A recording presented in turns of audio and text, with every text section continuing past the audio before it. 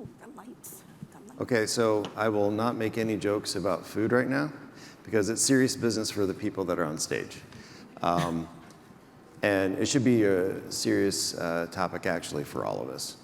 My name is Rob Glenn. I think I just introduced myself over there. I'm filling in on this panel, but just bear with me a little bit.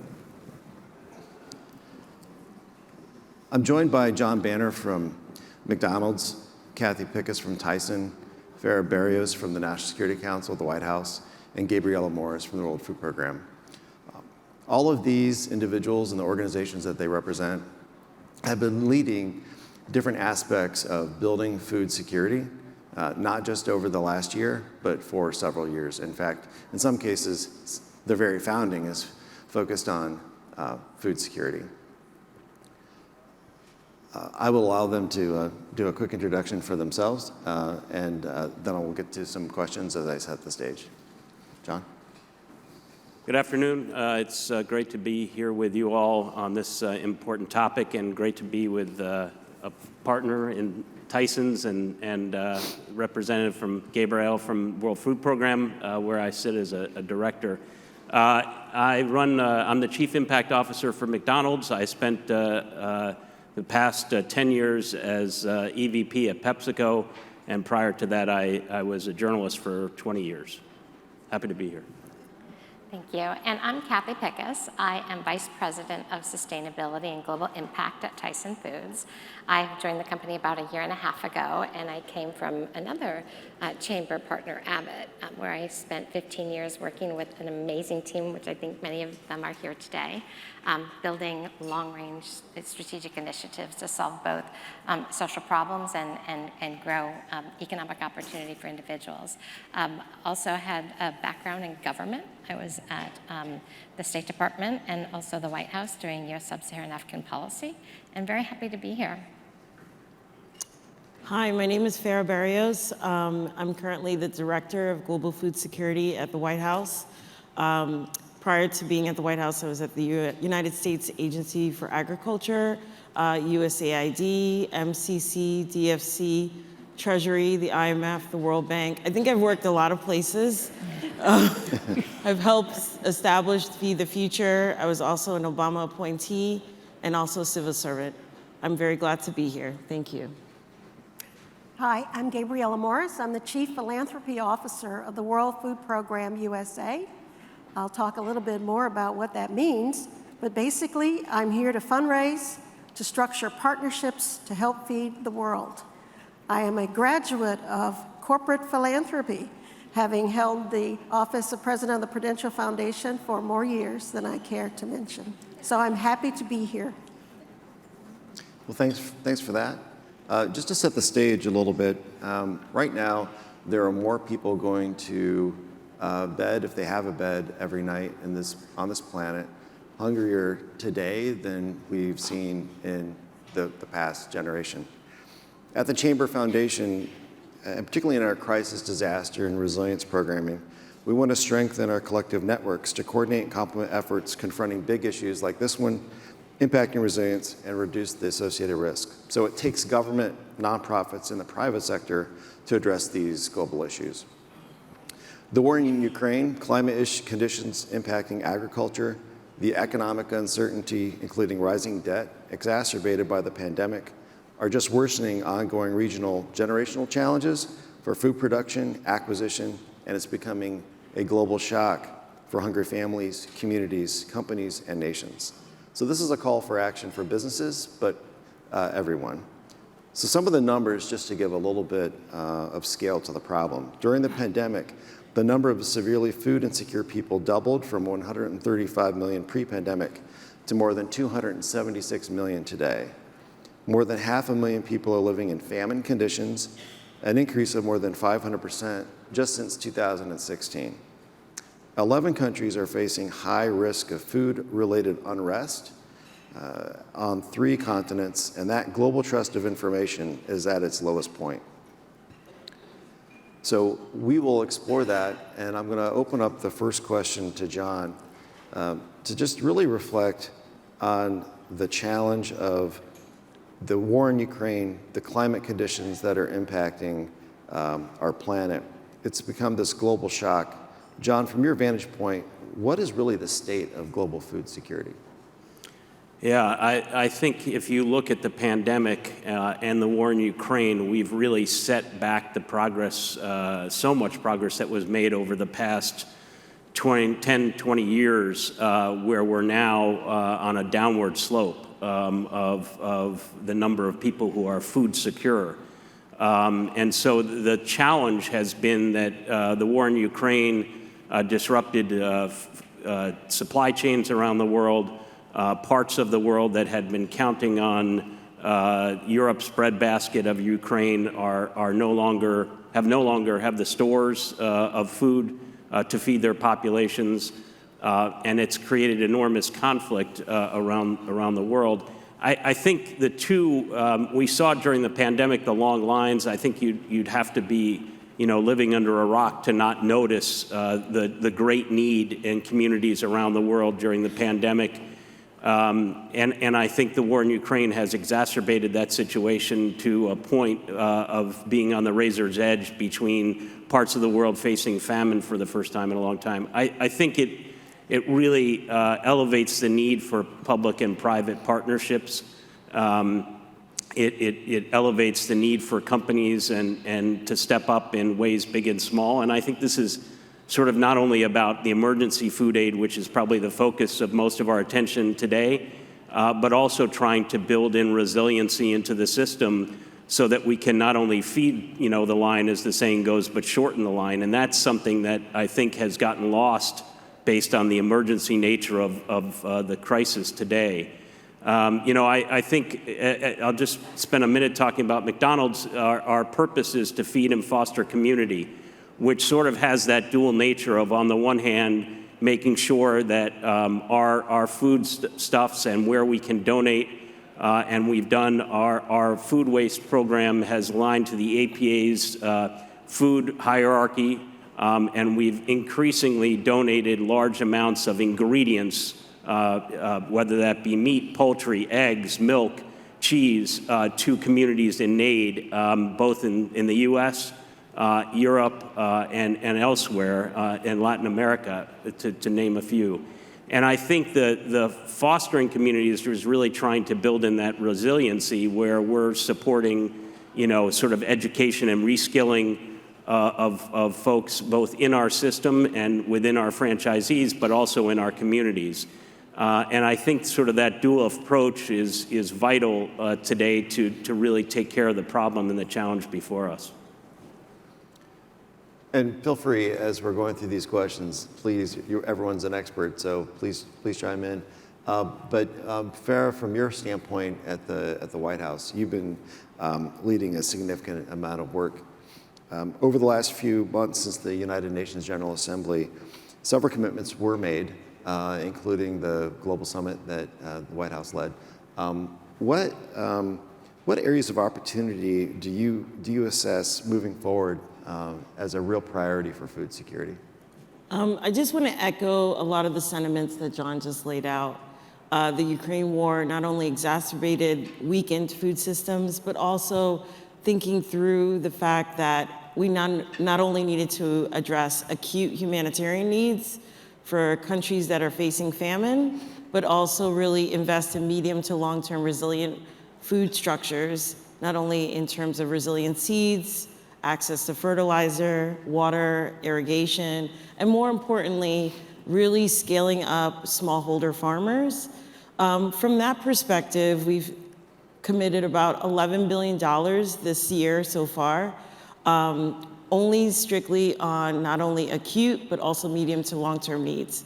$5 billion of that was acute. The remainder has been medium to long-term, but that's still not enough. We're here to express not only the president's commitment, but the president has been very vocal, not only in the G20, but also the G7 summits, and also the United Nations General Assembly, to also encourage other countries to eliminate restrictions on export bans and increase trade so that stockpiles of food can access and also be accessible to the beneficiaries that need them. and also firms that need to engage in business. With that being said, it doesn't mean that the fight is over, right? It means that we still have a long ways to go. There are opportunities in terms of financing, increasing diversity in terms of production of fertilizer to produce more, and then finally, an opportunity to discuss transportation ways. What the Ukraine war has demonstrated is that we've been very reliant in very strict food systems that work for us barely, if it's not exposed to shocks. And as a result of that, we think that the private sector is best poised to also respond, not only for their own double bottom line of doing well, but also profitability to really address these issues. The United States government has been focused across 34 agencies to help mitigate risk, but that is not enough. So crop insurance, access to fertilizer, green climate financing are all elements that are necessary. The $11 billion was actually spread across 47 countries that are most vulnerable and also are looking for more investments. So this is where I think the private sector and the public sector can come together on really menial priorities that also are profitable. I don't know many farmers that produce food just to give it away, only in times of emergencies, but most of the time the idea is to actually sell it to the right market. And so with that being said, since I've been at the White House, we've been really pushing on the need to have the right markets in place and also resilient markets, as John has laid out. You know, one of the things that we do in adjacent activity for these kinds of convenings is we do hold a number of roundtables. Yesterday we held two, both focused on, to some degree, supply chain, one on healthcare, the other was focused on food security. One of the aspects that came out of that conversation were really about something that both John and Farah really mentioned, and that's public-private partnerships. We are all in this together. Kathy, do you have any thoughts around the notion of public-private partnerships related to food security? Yeah, most definitely. And I couldn't agree more with what John and Farah have just said about living in unprecedented times and the need for driving significant partnerships across sectors. I mean, we cannot handle these challenges alone as a business or as a government. We need to come together and really not just modify or fix what we're reacting to in terms of the current situation, but how do we reset and rethink these value chains and these sectors, to really drive significant impact for the long term. I think about two examples of partnerships, and they involve both of the partners sitting next to me, and including the World Food Program. But just this year with the White House Summit on Nutrition, it was a dynamic engagement of how different partners can come together to really transform and work at the core issues that are affecting access to food. And Tyson Foods got ahead of the issue with the former head of the World Food Program, Earther & Cousin, whose organization was starting to go to the individuals who are on the front lines of dealing with acute hunger and get their input. We didn't want to show up to the White House conference with business having, the idea of what these organizations were dealing with or what their solutions might be. We wanted to bring them and those ideas with us. So great work is now coming out of that White House Summit. More to report probably the next time we convene in terms of what that looks like. But then also, again, back to the Biden administration and the U.S. Department of Agriculture committing $1 billion to green the agricultural sector. This is exactly what you're talking about, Farah. And we're working with McDonald's. McDonald's, we went to them, a huge partner in our value chain. And we said, how do we collectively work, not just to help the farmers in our value chain, whom we really want to make sure that they have incentives and access to training, financing, to learn and adopt to more regenerative practices that will enable them to be more competitive in the market, but also that we will go beyond that and think inclusively about who are the farmers who are currently on the sidelines, not getting that access to the training and incentives. And they're minority farmers. How do we include them in this overarching effort to green the agricultural sector and deliver a more resilient sector and hopefully more access to food throughout the process? But I can't say enough in our gratitude to McDonald's for always being right there. And none of this comes without risk. This is about doing things differently, and there's just nothing people love more than taking on new challenges and with uncertain ends. But the collective effort, is a really great way to make those dynamic and disruptive changes. So you mentioned not just public-private, but also cross-sector partnerships. Yeah. What in your mind is a hallmark of an effective partnership? Because I think that partnerships usually come up in these kinds of conferences, but sometimes you don't necessarily get beyond that word. What really brings a partnership to life really within this food security arena? I think that's equity and getting, I think, talking to those organizations, many of which are not-for-profit, small organizations in communities that were dealing with the realities of the crisis. And you can't go to them afterwards. They need to be at the table at the beginning to help co-create, co-implement. And that's true beyond the not-for-profits. It's true with government. And, I have to tell you, the Biden administration has, come showing that they're willing to pitch in. Now, clearly, we're raising money and writing checks to match the donation from the USDA. But this is about being all in, all together. So you had mentioned seat at the table. So at that table, World Food Program is probably one of the founding members of the people that are getting around that table. So Gabriela, from your standpoint, with projections from the IMF that the worst is yet to come in 2023, and 2023 will feel like a recession. At the same time, an estimated 40 to 60% of the food supply chain is subject to waste. So how can industry assist with navigating rising food costs to increase food accessibility? Thank you so much for the question, and thank you for having this on the agenda. This is a serious problem that, as you point out, will not go away anytime soon. Let me start by just level setting. The United Nations World Food Program is the world's largest humanitarian organization with a focus on emergency relief in acute hunger situations, and also using food as a tool for prosperity and peace around the world.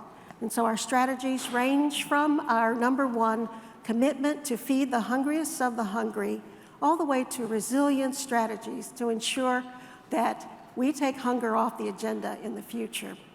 And I'm so glad everyone has emphasized the need for partnerships, that we have hope that we can do this, but we can't do it alone. So in answering your question, I think that strengthening the food system goes a long way. I'm no economist, but I know that it will go a long way to making food more accessible and affordable for people around the world. And how do we do that? We do that with all of you. When I heard all this language about food system, I said, what in the world is a food system? But guess what? We're in it. We're all in it. We ostensibly eat, so we might be the back end of the food system, but we're in it. And that means each of you and the companies you represent can play a role. Not only the agricultural end, the fertilizer end, as you mentioned, but all along the food system, transportation, we all have a role to play. That means that we can all participate in solutions.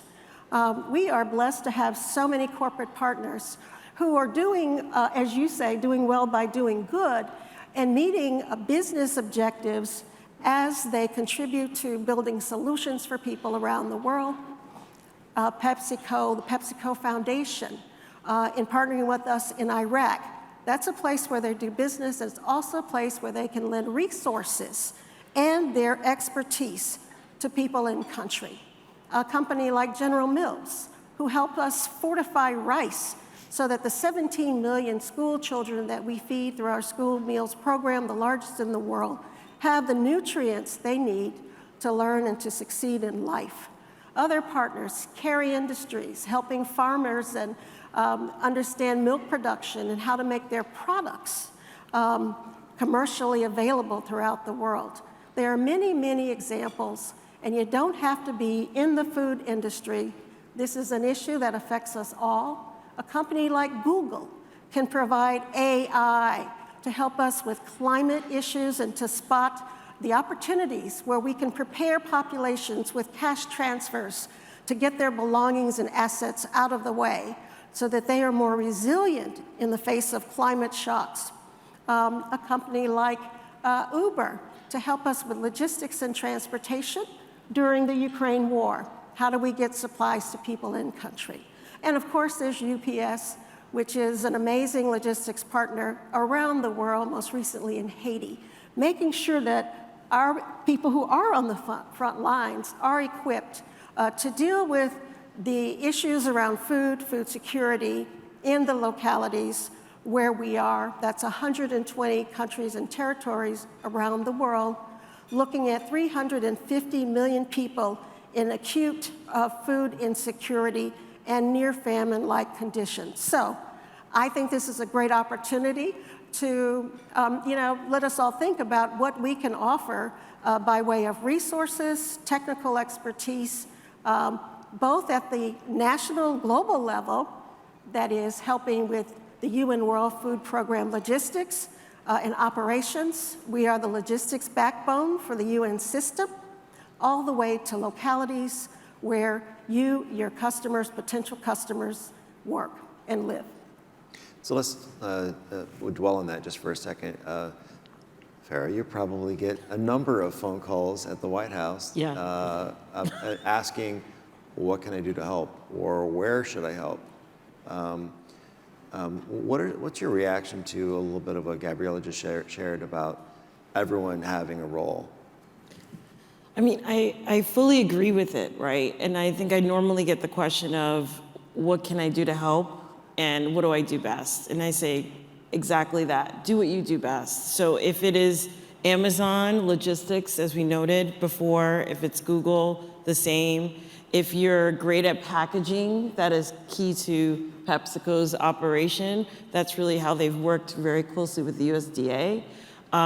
And also, the one iota that I can share is, yes, I used to be in the private sector as well, specifically in banking, so I am an economist, sorry. So for me, it's about making sure it is beneficial, not only practical, but also sustainable. And I often get questions of where can we help? We have 47 countries around the world that we really notice, not only the White House, but also the World Bank, the IMF, et cetera, have noticed are most vulnerable to food shortages as well as supply chains. And how do we ensure that that also impacts not only our livelihoods, but prevents conflicts, prevents shocks to our system. And so from that perspective, I often ask, what can you do to help, and make sure that it's profitable and sustainable, because we cannot continue to always react in a crisis. We don't have the means. I don't think anyone has the means, not only as a government, but also even from the private angle.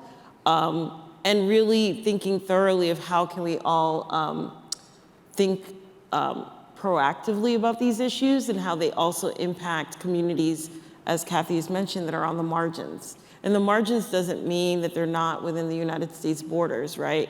The margins can also be parts of Africa, parts of Latin America, and the like. And they cut across all these sectors. I think I asked someone from KPMG from our roundtable discussion yesterday, how can we help? And I said, well, you're in accounting. You'd be fascinated to know that many firms don't know how to equate innovative, scalable pilot programs and how to demonstrate a return on growth and investment. And having that kind of business insight would be critical. It's not just the farmer that is at stake, it's also the consumer and everyone else along the value chain. These are jobs.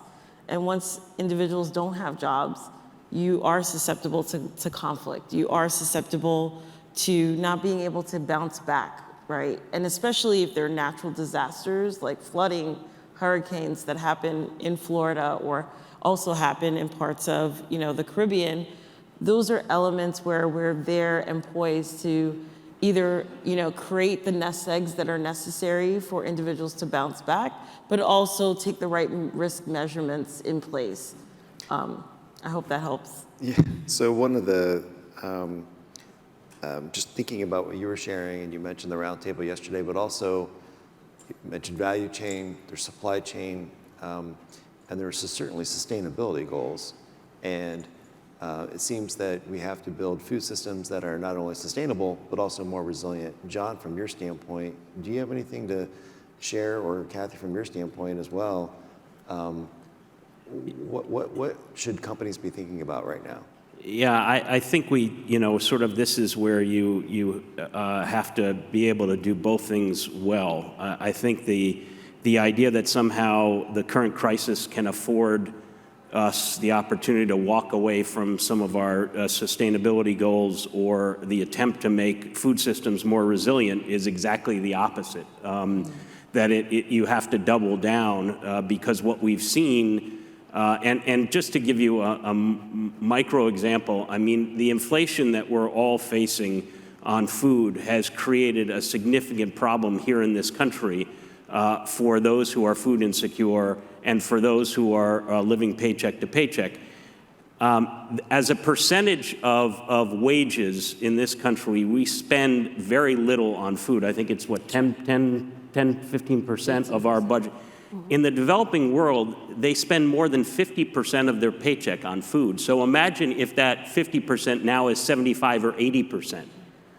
And what does that mean about paying the rent or going, being able to get to your job? I mean, the stresses on the system are severe. And I think that the resilience is one of the ways that we can ensure that whatever crisis we're facing today does not repeat itself another 10 years from now. And I think that's sort of, if I could say one thing, of we really need to take sort of this time to sort of try to fix. Mark Green famously said when he was administrator of the USAID prior to the pandemic that he wanted USAID to go out of business. He wanted to put USAID out of business.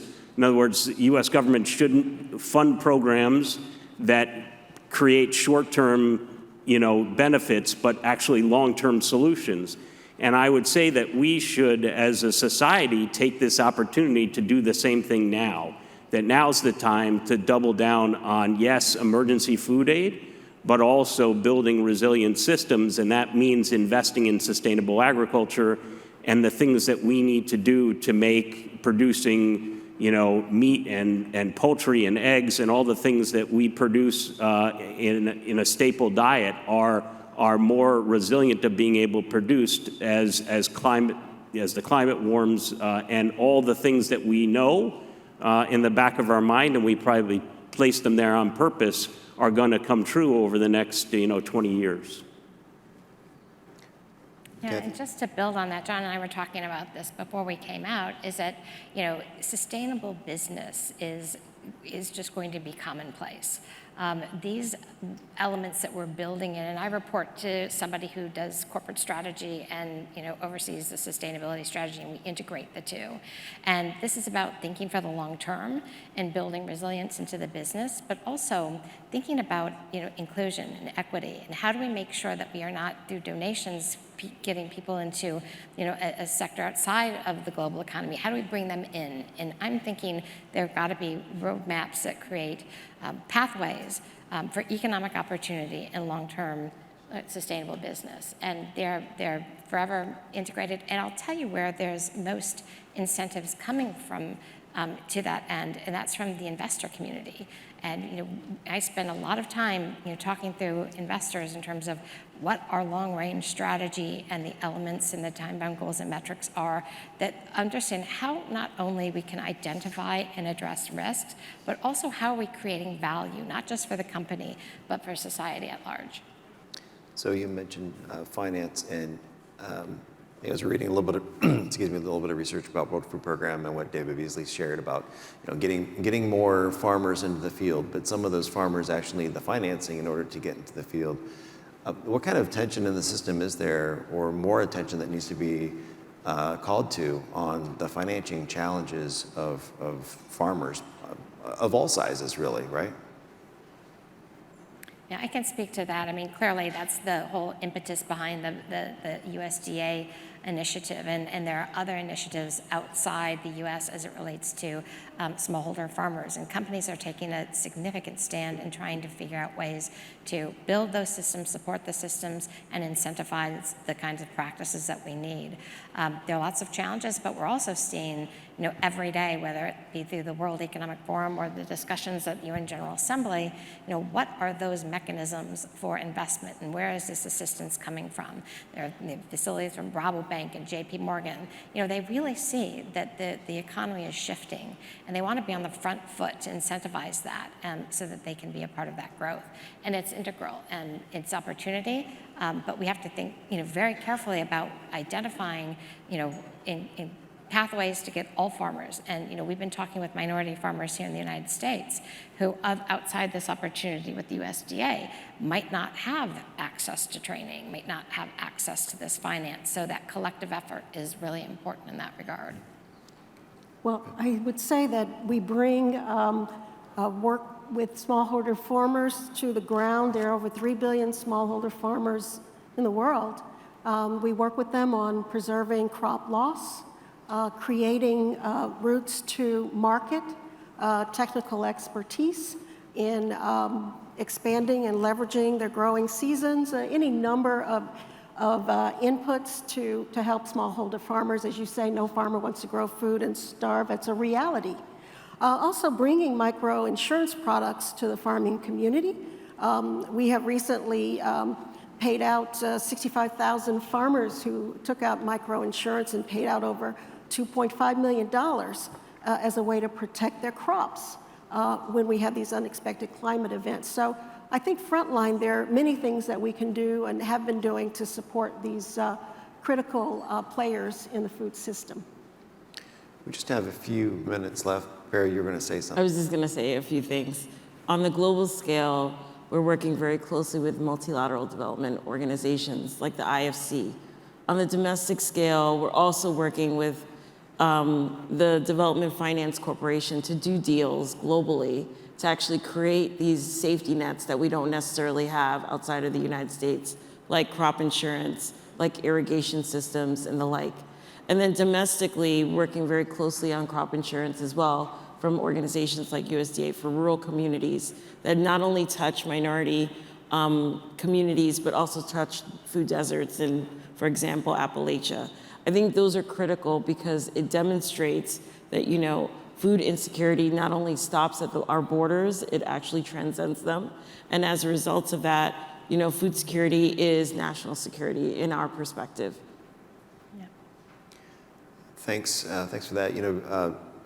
Hugh Welsh, who was the president of DSM, couldn't be here to moderate the panel, but because he's ill. But one of the things that I know that we talked a little bit about during the preparatory for this discussion was really what else can be done, and how do you really assess progress? There's been a number of commitments that have been made just in the last couple of months. Many commitments probably yet to come. So as we're closing and winding down this panel, how do you understand how you're moving in the right direction, and also what is the call to action, if you will, for all of us to be more involved in paying attention to this issue? Gabriella, you want to go first? I would say call to action is call me, and we can find a way to work together. I think progress is when we see these partnerships forming, when people understand the messages and want to do something. And I want the phones to be ringing off the hook, and we talk about partnership, and we talk about priorities, because we all have a role to play here. And I think if everyone hears that clarion call, we'll be moving forward, and we have hope that this will happen. As John mentioned, we've gone a long way to reducing insecurity across the world. 2016, we see an uptake.